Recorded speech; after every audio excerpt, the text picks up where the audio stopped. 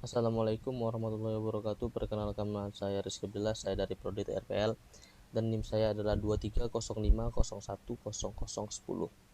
Di sini saya akan memberikan laporan bisnis tentang PT Pupuk Indonesia tahun 2020-2021. Laporan ini dibuat untuk memberikan tinjauan tentang kinerja PT Pupuk Indonesia sejauh ini dan rekomendasi untuk meningkatkan performa bisnis di masa depan.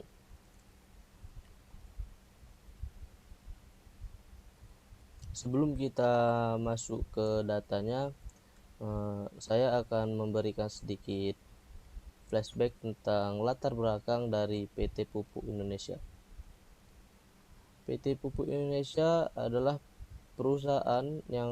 salah satu perusahaan yang memproduksi dan menyediakan pupuk di Indonesia.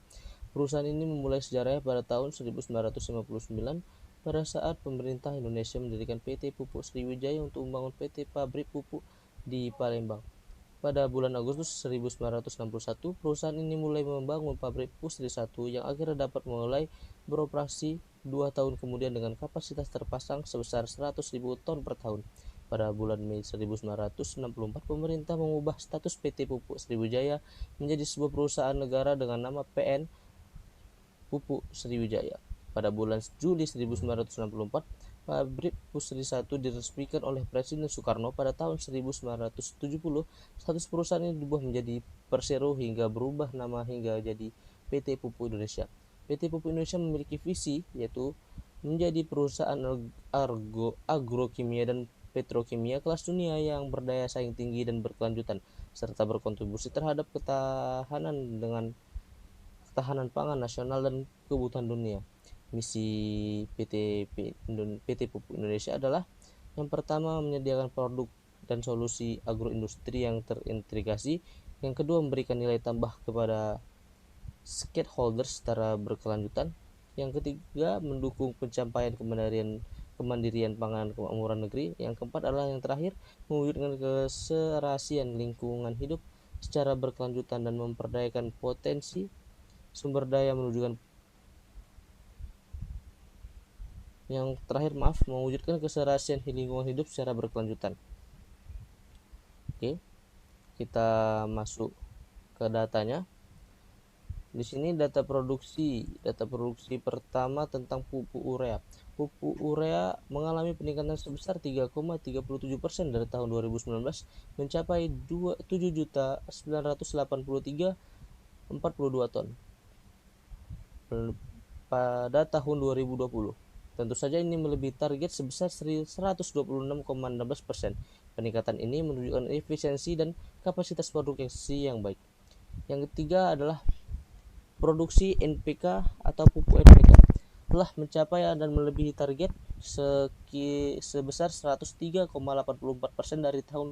dari target 2020, menunjukkan pencapaian positif. Hal ini dapat diartikan bahwa perusahaan berhasil memenuhi permintaan pasar untuk pupuk jenis ini. Yang ketiga, pupuk lainnya atau pupuk SP36, pupuk ZA, dan pupuk ZK.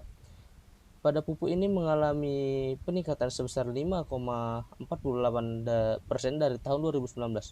Pencapaian ini mencapai 1.257.557 ton pada tahun 2020 dan berhasil melebihi target 101,99%. Ini menunjukkan diversifikasi produk yang berhasil dan pencapaian target produksi yang baik. Yang keempat adalah pupuk amonia. Produksi amonia mengalami peningkatan sebesar 1,81% dari tahun 2019 mencapai 6.013.016 ton pada tahun 2020 dan berhasil melebihi target sebesar 121,23%. Hal ini mengindikasikan efisiensi dalam produksi amonia. Dan produk non amonia, asam sulfat dan asam fosfat mengalami penurunan sebesar 4,27% dari tahun 2019 mencapai 1,71.994 ton pada tahun 2020. Meskipun mengalami penurunan target daripada tahun sebelumnya, tetapi penurunan ini bisa sedikit lebih lanjut untuk memahami penyebabnya. Yang keempat atau yang kelima, yang keenam yaitu produk samping yaitu A1F3, HCI, CO2, mengalami penurunan signifikan sebesar negatif 26,92% dari tahun 2019 mencapai 33.409 ton pada tahun 2020. Meskipun mengalami penurunan produksi dari tahun sebelumnya produksi penurunan dari tahun sebelumnya, pencapaian target produksi tahun 2020 mencapai 169%, 169,59%, menunjukkan potensi pertumbuhan dan efisiensi produksi. Kita lanjut di produksi perdagangan. Oke. Di produksi perdagangan, pupuk PSO menunjukkan peningkatan tahunan cukup relatif kecil dan meningkatkan yang cukup signifikan pada tahun 2020.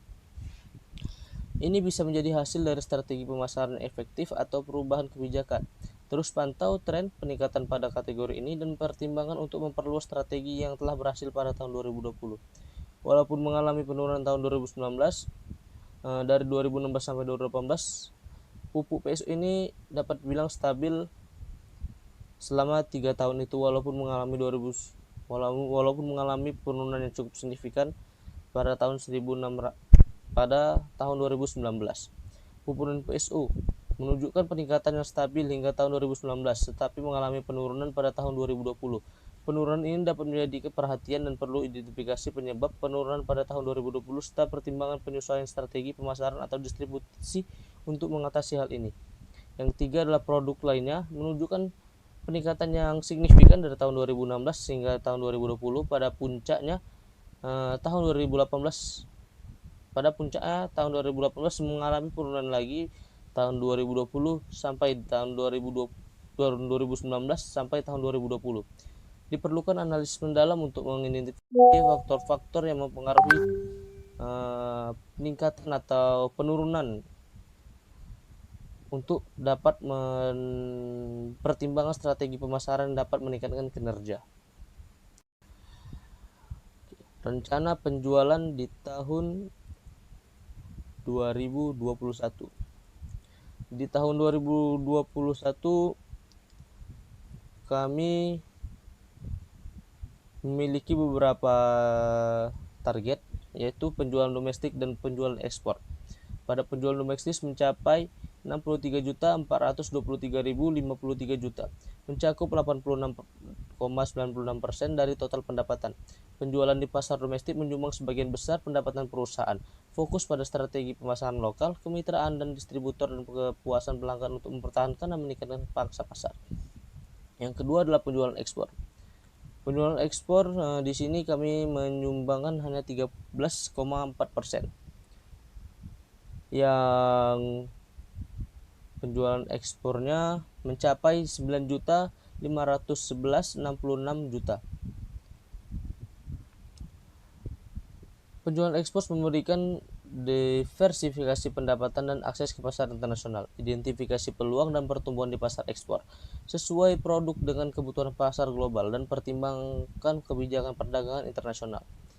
Dan setelah dijumlahkan, total pendapatan yang ingin kami rencanakan di tahun 2021 adalah mencapai 72.934.717 juta, mencakup domestik dan ekspor.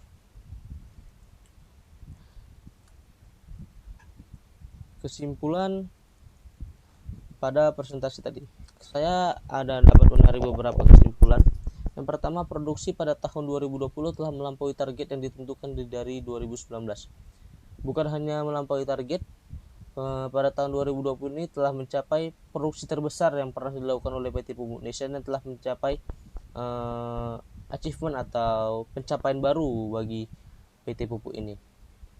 Dan yang kedua adalah penjualan pupuk PSO selama kurun waktu 2016 sampai 2020 dapat dibilang stabil karena selalu berada di atas 148.000. Walaupun sempat mengalami penurunan di tahun 2019, saya dapat mengatakan bahwa penjualan atau perdagangan pupuk PSO ini dapat dibilang stabil karena dari 2016 sampai 2018 itu angkanya berada di angka 180-an. Yang ketiga adalah penjualan pupuk non PSO juga mengalami peningkatan yang cukup signifikan.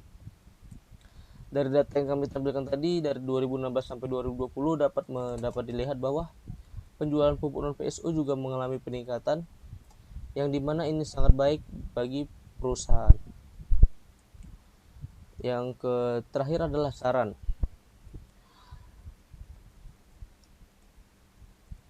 Saran dari kami adalah yang pertama, mengoptimalkan nilai pasok dan produksi. Hal ini adalah mengidentifikasi peluang untuk meningkatkan efisiensi dalam rantai pasok dan proses produksi, evaluasi setiap tahap produksi, dan memastikan bahwa sumber daya digunakan secara optimal dan tidak ada bottleneck yang menghambat pekerjaan atau kinerja. Yang kedua adalah inovasi produk dan proses. Inovasi produk dan proses ini meliputi adalah mendorong inovasi dalam produk dan proses produksi, investasikan dalam riset dan pengembangan untuk mencapai produk baru atau meningkatkan produk yang ada, terapkan teknologi terkini untuk meningkatkan efisiensi dan kualitas. Yang ketiga adalah pengembangan SDM. Pengembangan SDM yang maksud adalah pengembangan karyawan melalui pelatihan dan pengembangan keterampilan. Pastikan tim memiliki keahlian yang sesuai dengan tuntutan pekerjaan saat ini dan masa depan. Yang terakhir adalah peningkatan kualitas produk. Peningkatan kualitas produk adalah meningkatkan standar kualitas dan pastikan bahwa produk yang dihasilkan memenuhi atau melebihi harapan pelanggan. Dengan begitu, kita akan dapat meningkatkan reputasi perusahaan dan memperkuat harga pangsa pasar. Terima kasih saya ucapkan, dan saya mohon maaf bila ada kata-kata yang salah. Semoga data-data yang saya tampilkan dan saran yang saya berikan dapat diterima dengan baik. Demikian, saya Rizky Abdullah. Assalamualaikum warahmatullahi wabarakatuh.